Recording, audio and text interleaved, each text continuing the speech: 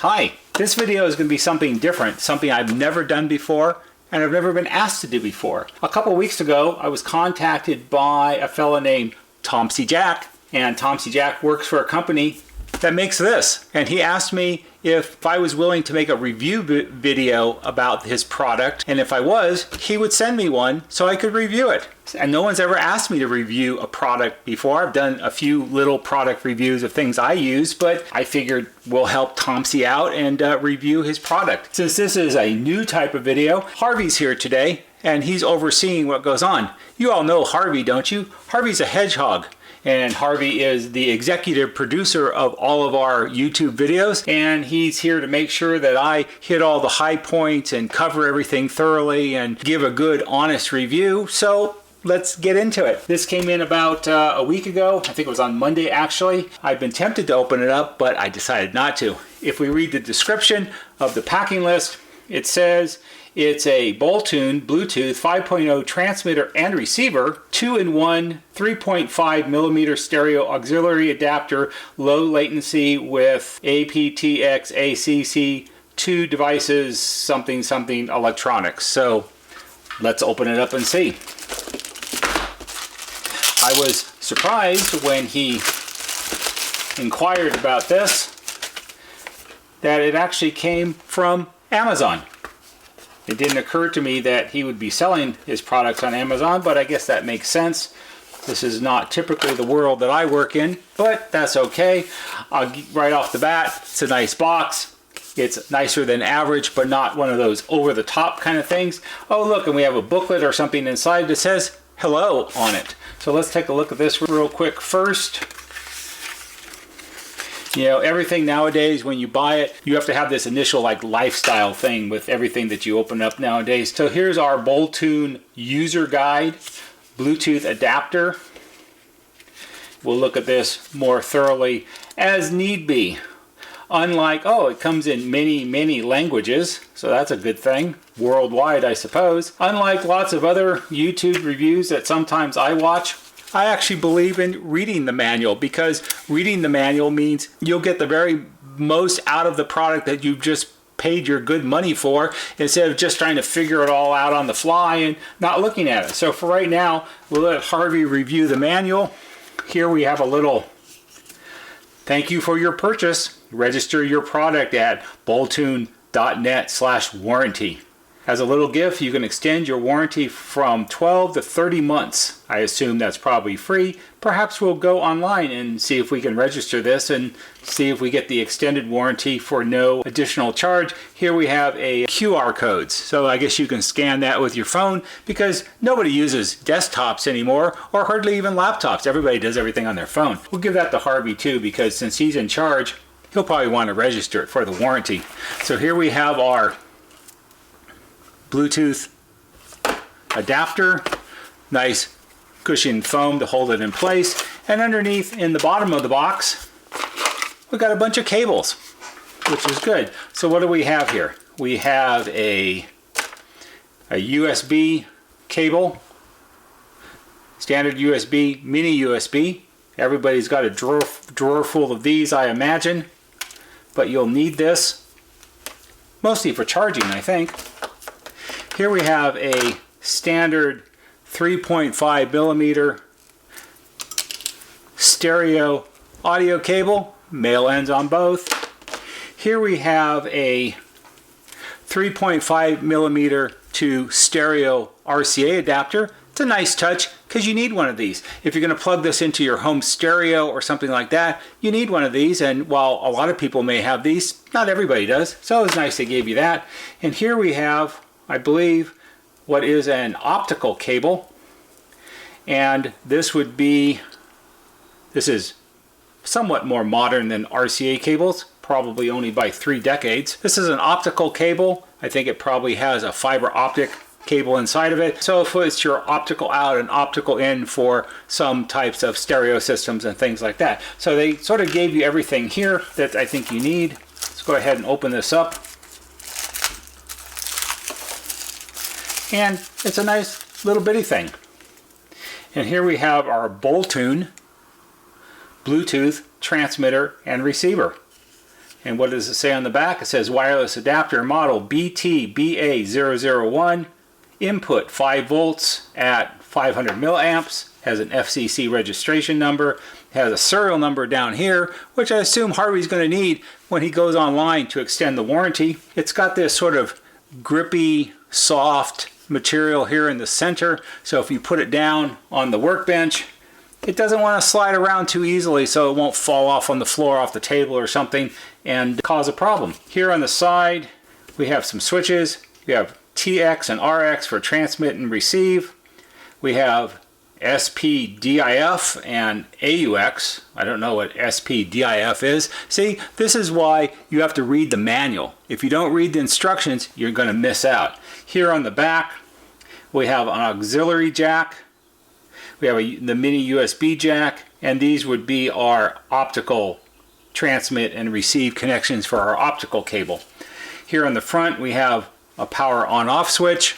If we push it, I imagine we have to hold it down. And the little auxiliary light lit up.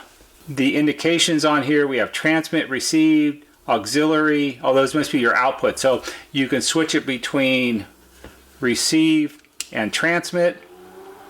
And as you move the switch, the indicators light up as to which you're on. You have auxiliary or optical. So the SPDIF is for your optical output, so you can switch your outputs. And then we have ACC, AP, TX, LHD. You got to read the book. So let's take a look at the manual and see how this all works. So here in our manual, product diagram, we have English, Dutch, French, Spanish, Japanese, IT, probably Italian. Here we have package contents, 1 Boltune Bluetooth adapter, 3.5 millimeter audio cable, 3.5 millimeter female to RCA male cable, USB charging cable, optical cable, and a user guide. Here we have button controls, and what's interesting here is the information here on the top of this page. This is a label that's been placed over what was probably printed on this page originally, so there was either an error or they updated the features or something like that, and instead of reprinting all the manuals, they saved a few pennies and put a label on it. Good on them, that's the way to go. So we have button, operation and function, multi-function button. Press and hold for 2 seconds to turn on or off the unit. Tap once to play, pause music in receive mode. Tap and hold it and plug in the charging cable at the same time to restore the factory settings. And we have the pair button. When the device is on, press once to enter pairing mode. TX RX switch, toggle to set the adapter to transmit or receive mode. Mode switch, toggle to set the adapter to auxiliary or SPDIF mode. How to use charging. Connect the micro USB charging port to any active USB port via the included charging cable. Charging will start automatically. The charging indicator will stay solid red during charging and turn off once the charging is completed. So I wonder what the battery life is. So here we have instructions about pairing in transmit mode, pairing in receive mode, pairing with 2 devices at one time. In the transmit mode, the adapter is able to pair with 2 pairs of Bluetooth stereo speakers or earphones at the same time, pairing the adapter with the first audio receiving device as instructed above. In receive mode, has auto shut off. In transmit mode, the unit will shut off automatically when the battery level is low. In receive mode, the unit will shut off automatically if the battery level is low or there is no connection for 10 minutes. So that's a good thing. How about how long the battery life is for? You know, that's a bit of information that people often want. And way in the back, nothing. No specifications as to how long the battery will last for. So that's kind of a mystery. There also doesn't seem to be any information about the range or any of that kind of stuff. So I'll tell you what, I'll go ahead and stop the video for a second. I'm gonna go online and look and see if we can find it. Be right back. Okay, I'm back. So I did a little research online. One of the things I missed in the instruction book that came with it here's a product diagram. We missed this page.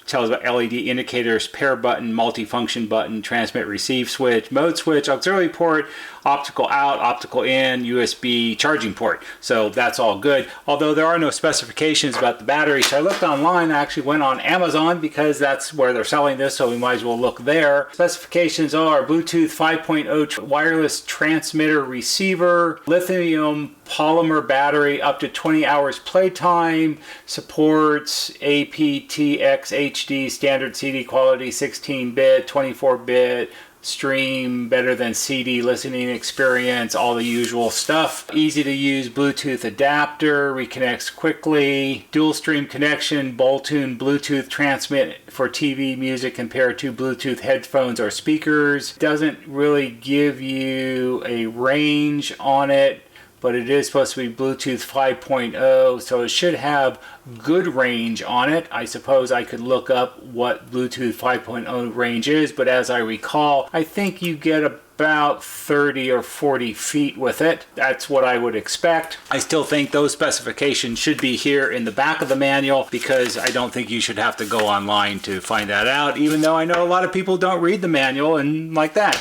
So there is a pairing button down here on the bottom of the unit. Pairing it up was just like pairing up any other Bluetooth device. I have it paired up with my phone. I don't have an Intercom master station here at the shop right now to plug it into, but that doesn't really matter because I have it plugged into the stereo receiver that we drive the shop speakers with for background music. So if we turn it on, we can't play it too long, you know, copyright and all that stuff.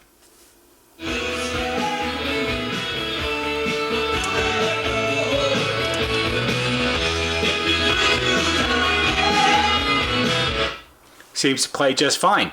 What I'm going to do is I'm going to take my phone and I'm going to let you and Harvey sit here and monitor the Bluetooth device, and I'm going to go about I'm going to go outside. I'm going to go about 50 feet away, and I'll still be able to hear the speakers as I have them turned up fairly loud right now, and we'll see if it still activates if we lose the signal from that far away. I'm not going to start playing until I get out there because, you know, copyright, YouTube, all that stuff. So keep track of Harvey. Make sure he doesn't run off. It's not lunchtime yet.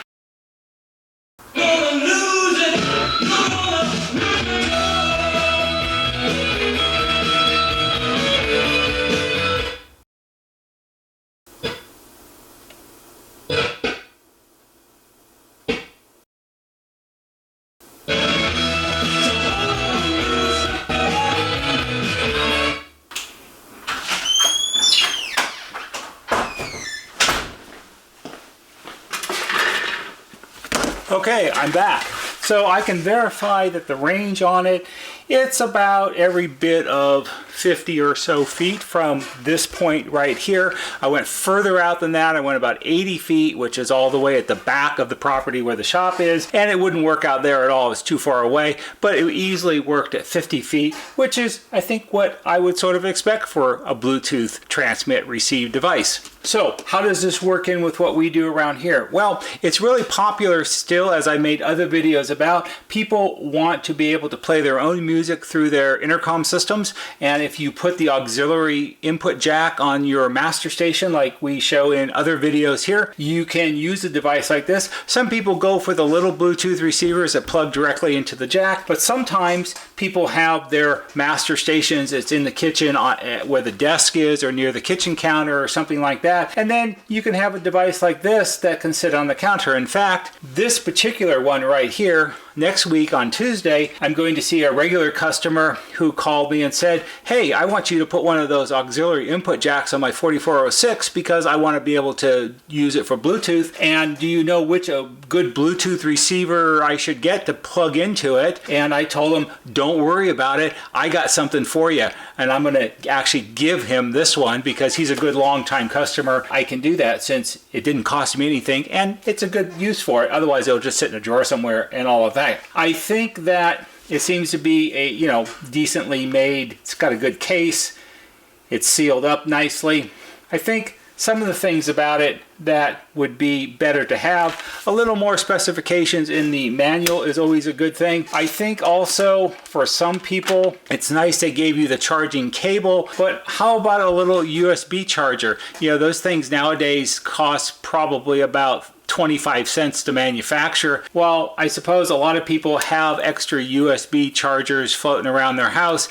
It's always kind of nice if you have something that came with the product, so you have everything that you need.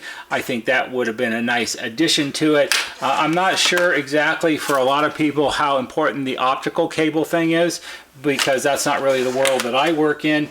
But all in all, it seems like a decent enough product. Time will tell how well it holds up. Unfortunately, for our applications and what we do around here and for our customers, the transmit feature, it doesn't really do much for me. I suppose that the application for that would be you could hook it up to the output of your home stereo or the output of some other stereo device, and then you could use it as sort of a Bluetooth transmitter to some Bluetooth wireless speakers or something like that. Although at 50 feet the range is kind of limited. I'm not sure if the transmit range and the receive range are the same. I would imagine they probably are, but again, there's no specifications in the book, so it doesn't really say, so you don't really know. You just have to buy it and try.